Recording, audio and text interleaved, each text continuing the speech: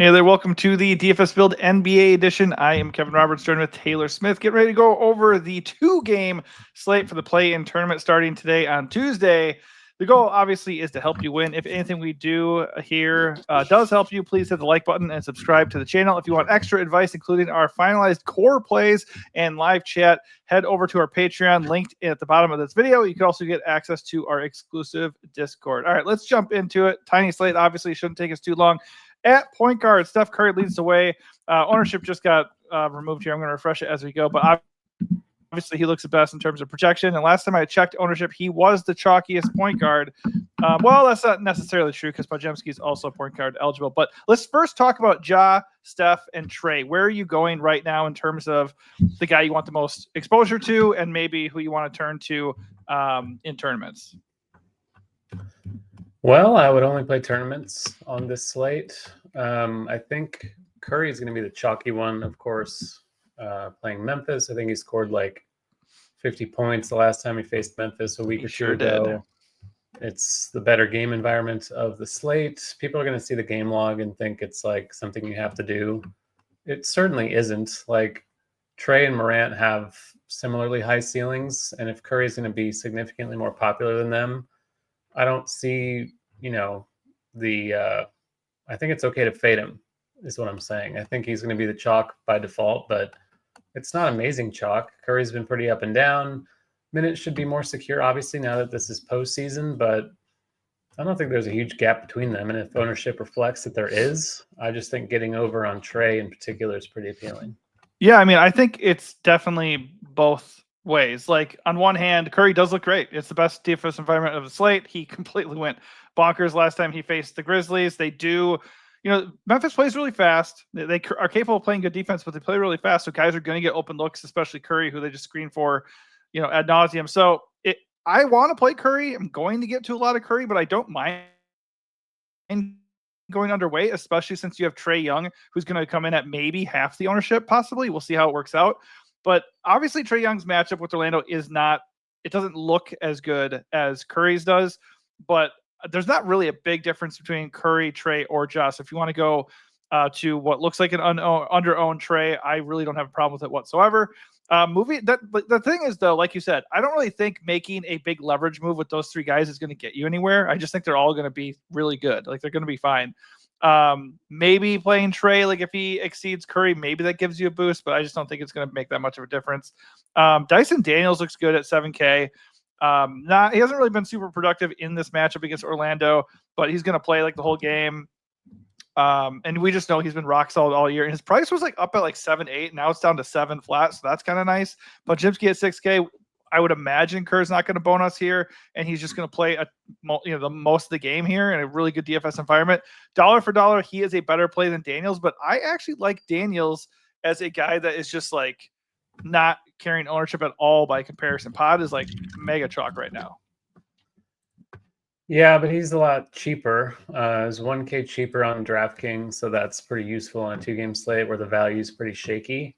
We're looking at like Orlando pieces and Atlanta pieces for value, and it's not fun or comfortable.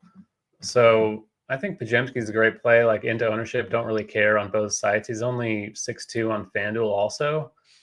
Point guard, shooting guard eligible. So, I mean, you don't have to fade all the chalk, especially in NBA. So I'm just happy to eat that. I'm just going to play him everywhere. Don't really see an issue with it, regardless of the ownership. As far as Daniels goes, he's fine. Always grades out better on FanDuel, where you get 3 for blocks and steals instead of 2. But solid play. It's just that he's 8K on FanDuel, so you're not really getting any discount on him. But yeah, like totally fine tournament play. Like, if you want to fade all the high-end point guards and make Daniels your most expensive guard, I don't think that's a bad route to take either.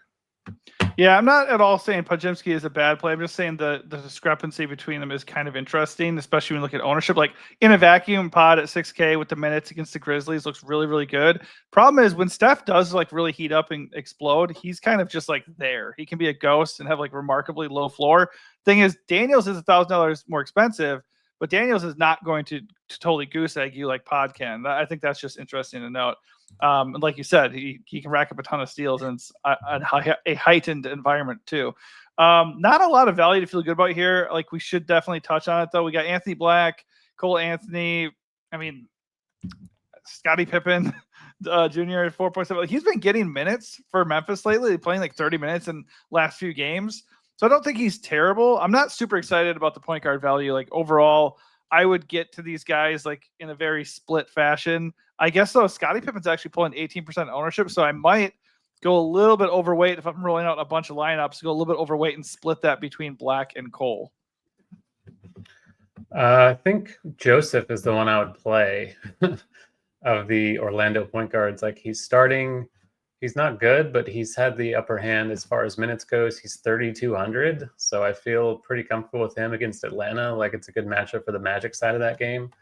So if I'm playing any of the Magic shitty point guards, it's going to be him just because he's mega cheap and presumably the starter.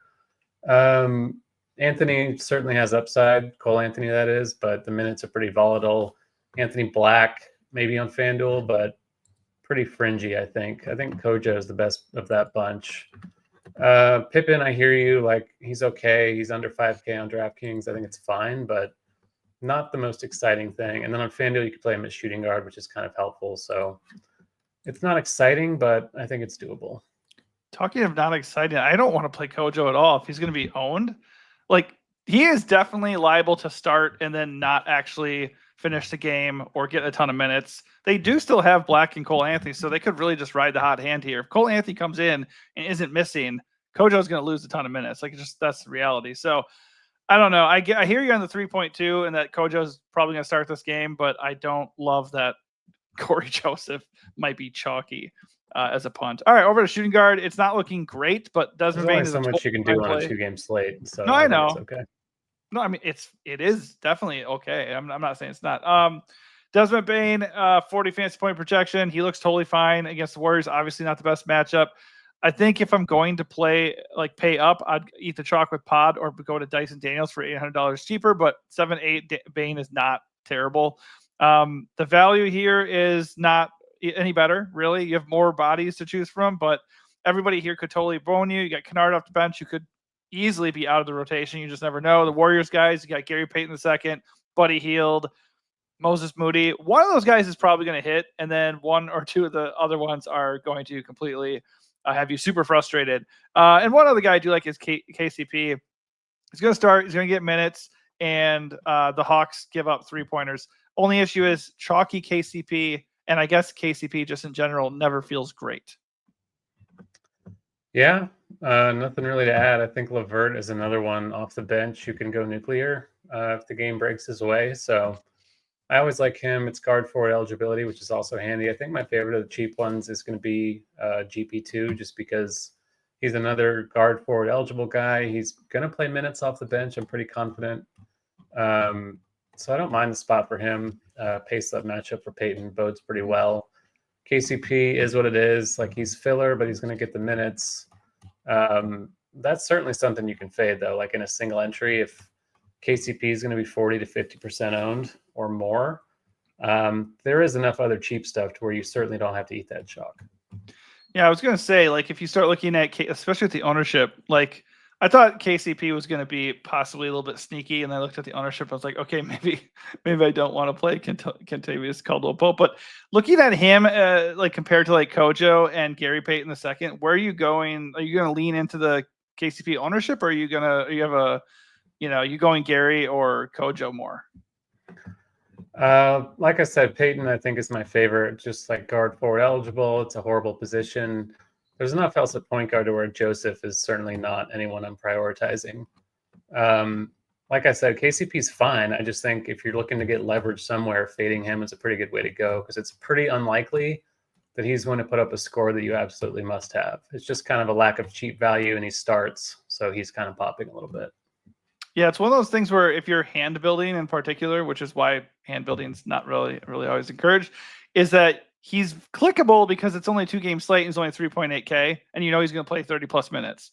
But the reality is, what is he probably going to get you? Like 15 to 20 fantasy points if you're lucky. I'd be thrilled. I'm always thrilled when KCP gets like 20, because the floor is so low that it can go horribly wrong. So 20 always feels like a win. I still think he's a good play for his price and for the slate, but I agree with you on the ownership thing. obviously, if he's going to be super, super chalky and in single entry, he'd even be more owned, then yeah, you can go a little bit away from him for sure. All right. Moody at 4-1, like, oh yeah, similar Moody. play, not going to be nearly as owned, it looks like. So I don't mind pivoting to that instead also.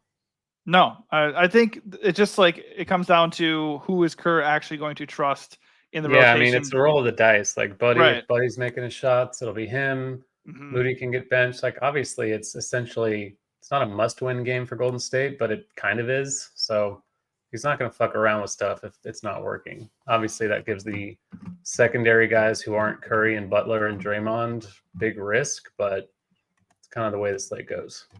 Right.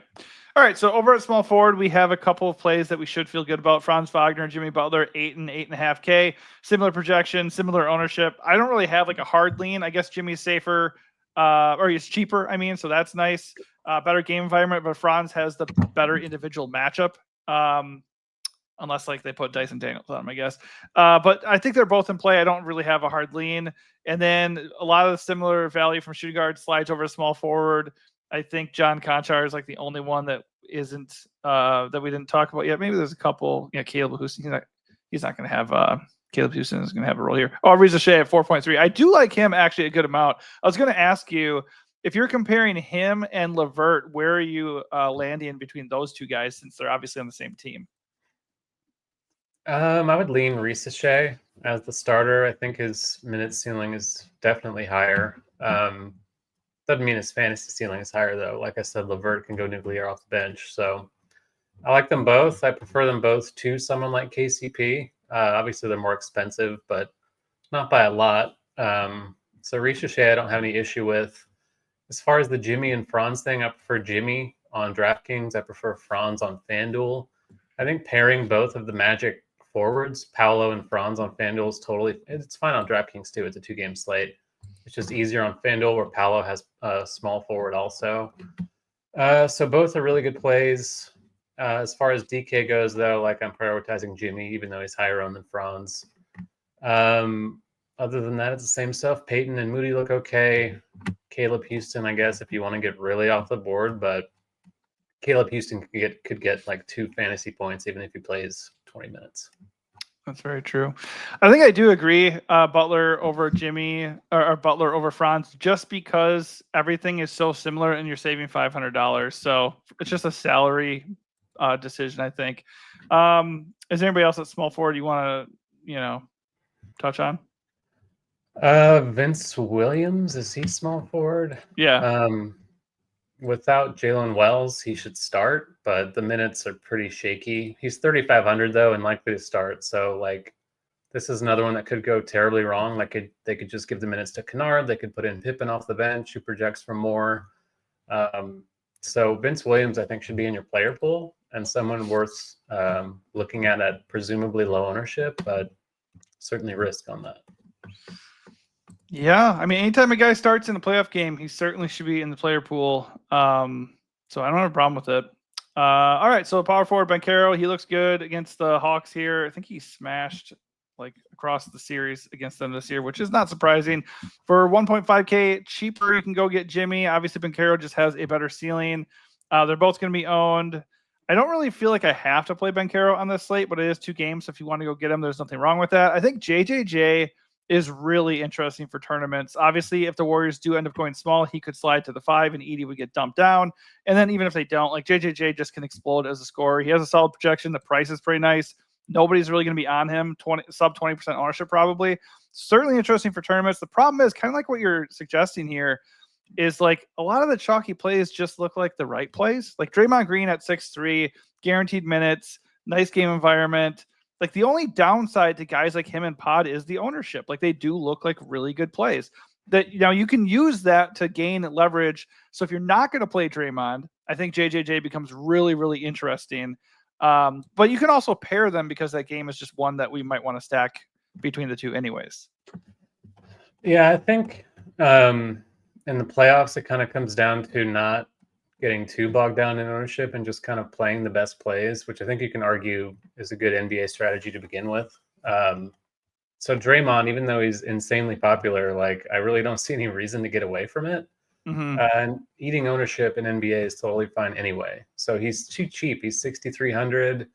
He's going to get the minutes, like you said, unless the game blows out. But I'm not really going to play for a blowout in a game that's a play-in game with like a 6 or 7 point spread. So Draymond is a core play for me. I'll be playing him everywhere on both sites. I just think you want to have him. I do prefer Jimmy to Banchero, like you said, but on FanDuel, Jimmy's a bit more cumbersome at 8.9. So you're not really getting a huge discount from him compared to Banchero at 9.9, or Franz is cheaper than Jimmy on FanDuel. So like I said, the Magic guys are kind of priorities over there. A little bit less so on DK. I do prefer Paolo to Franz if I'm playing one of them, which is kind of usually the case. Jackson's okay, just foul trouble, and I don't know. He's a black hole, doesn't rebound. He's pretty scoring dependent for a big, so not my favorite play. Certainly fine because it is a limited slate, but I like Jimmy better in that range. And then the cheap stuff like Ricochet we talked about, Niang should get minutes. We'll see what happens with Mo Gay for Atlanta. Like if they start him, I guess you can play him, but if he doesn't start, he might not play at all. I think there's a risk of that, so keep an eye on that lineup. Luckily, it's the first game, so we'll have it. But I think those guys are fine. I think Niang's the one I prefer over Gay, regardless of who starts. And then Ricochet, I prefer ahead of both of them. Yeah. Yeah, my thing is like, okay, so I agree. Like Dre and like Pod are core plays, and the ownership, is telling us that too. It's just like in a tournament, if you're not going to play Dre, where are you going next? I think that is just a natural pivot. Same thing down though. You could even go cheaper, save $800 and go get Santi Aldama, projection for 28 minutes. Not really the best matchup in the world, but the Warriors have bigger fish to fry with Ja and Bane. So certainly possible that Santi just has a ton of open looks here. And if he hits them in the name of hashtag Santi Hive, he could certainly pop here at like 3% ownership. Like that'd be crazy, right? So we do just need to look for those ways to take advantage of what people are overlooking a little bit. Because if we just played the chalk, then we wouldn't really get anywhere, even if it all did hit. So Santi is definitely my radar. I would definitely be overweight on 3% ownership. What are your thoughts on Kuminga? It looks like he might be at risk of not even being in the rotation. Yeah, he didn't play a minute against the Clippers, so I would fade him completely. I don't think there's really any reason to risk it. Like, I don't know. It seems pretty clearly that he's not in the third rotation. He played in the biggest game of the season, so I can't have a whole lot of faith that he's going to play in the new biggest game of the season. No, that is very troubling. Crazy thing is, like every game you look at, he had like really, really good usage, right? So like he was very involved offensively when he was out there. So it just doesn't feel good at this point. He will be unowned if you want to take a shot on it, but it just doesn't seem like the thing to do. All right, at center, Onyeka leads the way with the best projection, but center is not loaded here in terms of raw points. But Onyeka looks good. Prices come down to 7.5. Same with JJJ. If you think JJJ is too erratic, it's fair to say that. You can go with Onyeka, who smashed the Magic the last time he played them, 60 fantasy points. We know he has a ceiling, decent floor, not going to be owned at all because of Draymond and Edey popping as value at this position. But Draymond could be slid to power forward, so you could certainly play Onyeka at really low ownership. So for tournaments, I do like him, just like I like JJJ. I like him a little bit more than JJJ because he's going to be lower owned, and he projects. He actually does not project better. I thought he did. But yeah, they both look good. Obviously, Draymond and Edey look like good chalk. I will say this, though. If Edey, a rookie in his first playoff game against a solid defensive team that can go small, if he's going to be mega chalk, I do not mind getting away from Edey whatsoever. It's just hard because since they fired Jenkins, they've been playing Edey a ton. He's averaged 30 minutes so far this month after averaging like 20 for most of the season with Jenkins in charge. So he played over 30 when they faced Golden State under this coach as well earlier this month, 32 actually. And he's a really good per minute guy, and he's cheap. So on a slate without a lot of cheap value, it's just kind of hard to overlook that. Like, there's certainly risk that he could get played off the floor, I guess. I just don't really think it's that likely given how they've been playing lately under this coach. Like, are they suddenly going to, pull the rug out from under him and give him 17 minutes after giving him 30 a game for the last 2 weeks? I mean, it's possible. Like, who knows how things are going to go? This is the first playoff game this coach is also even aside from that argument, there is a world where Santi comes in and him and JJJ are just hitting every fucking shot, and then Edie has no place on the court. Maybe. So I'm just saying, like, if you're doing one lineup, you're right. Draymond, Edie, Pod, those guys are pillars of our rosters for sure. And for most of your lineups, probably too. But if you're doing a lot of lineups, we have to think a little bit outside the box. Well, So I think, yeah, like, I'm not saying you're going to play him at 100%, but yeah, I'm saying well, he's like one of the well, best plays I'm on the saying, slate. like, he's already pushing 70% ownership. So I would certainly I would probably come in quite a bit under that and just hope, like, there's a lot of paths for Zach Edey to not hit. Just as I just don't think you have to take such a stand. Like, you could go even with the field, and that still gives you enough outs to where you can, win if he flops. So perhaps 70% is what it is. But, well, if you have 30% of your lineups that don't have him and he gets 8 fantasy points, you still have a pretty good chunk of your portfolio that's live. So it's fun. Fair. Like, it's just cheap stuff. Like, the other cheap stuff we're talking about is Magic value and Hawks value and stuff like that. And Edey just really stands out comparatively, especially on DraftKings. On FanDuel, he's 6'8". Like, he still looks like a good play, but it's a lot more prohibitive at the only center spot you have. Like, you can save money on Wendell Carter for 5'1" at this position, pay up a little more for a Kongwu, like we talked about, Aldama, center eligible.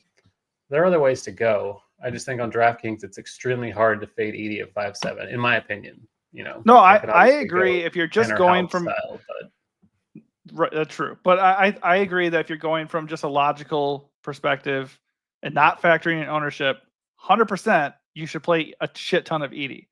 I'm just saying there are paths for these guys as good as they look to fail. So we want to consider that when we're, doing our player exposures, when we're looking at other guys that the field is not high on, that we could, go way over, like Onyeka or JJJ. Like, if you ask me just straight up, who do I want between Onyeka or at center? Who do I want? It is Edey. Who do I want at power forward? It is Draymond. Who do I want at shooting guard? It's Podziemski. So, like, problem is you start building a very chalky lineup at that point. We just need to take some stand within that structure.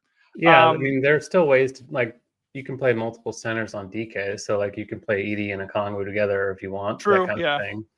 There are ways to go, and I'd feel more comfortable fading like a chalky KCP or a chalky Steph Curry, because there are other high-end point guards you can play instead than Edey, where there's really no direct pivot who offers the same median expectation or the same ceiling. Like, I guess Wendell Carter. Exactly. Wendell Carter's there looking at you. I know it doesn't feel Carter good. has the same scaling as Zach Edey. Well, I don't know. I mean, it's relative to the slate. He had 47 fantasy points last time he faced the Hawks. The Hawks are a really good spot. If there is a game where Wendell Carter is going to deliver the ceiling and match or exceed Edey, this would be the game. And you can play them together. That's true. And like I said, on FanDuel, he's way cheaper. Like, I called that out already. So yeah, Edey totally at 6'8" fair. It's not nearly the same core play he is on DraftKings.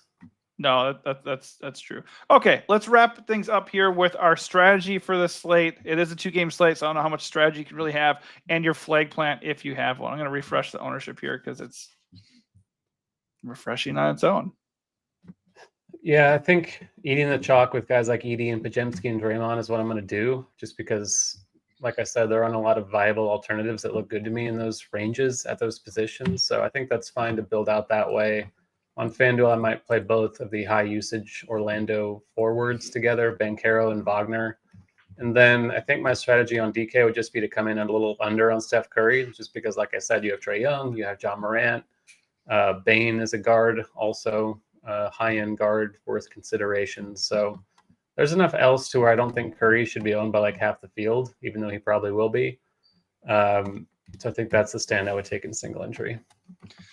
Yeah, overall, we are actually still aligned despite me fighting you on so many plays. I'm really just like kind of hashing out like the other options we can do. 100%, I like Pod and Draymond and Edey. If I'm creating one lineup, I'm probably playing all three of them. I just want to start thinking, how can I get different? And what are the paths to failure for some of these guys that look so great? That said, my flag plan is not to necessarily fade any one of those guys. It'd be more like if the ownership's egregious, let's go a little bit underweight on these dudes. And then Onyeka at 8% ownership, the JJJ ownership did spike. So if JJJ starts carrying ownership, like I'm a little bit less into that, but I still think he's an okay play. Like 24%, I wouldn't mind going overweight on that. But 8% Onyeka, I would be way over on Onyeka. And that is kind of how I'd start, just because I think a popular build right now, to some degree, might be like Edie, Wendell Carter, or Edie, Draymond. Maybe somebody slides Draymond into the utility. But yeah, overall, I think Onyeka is the guy that I'm really trying to get to, just because I think he could smash here at like basically no ownership. All right, that is going to do it for us. Hopefully this helps you out. If it does, smash that like button like Onyeka is going to smash tonight, and also subscribe to the channel. That both those things help us out quite a bit. If you want finalized core plays, Taylor already has those rocking. You can head to our Patreon. Link is below in this video, and check out those plays, plus our MLB DFS picks and stacks for this slate and every slate. Only $5.99 a month for all of the picks and advice we have to offer, plus access to our Discord. All right, that does it for us. Thanks for watching, and good luck.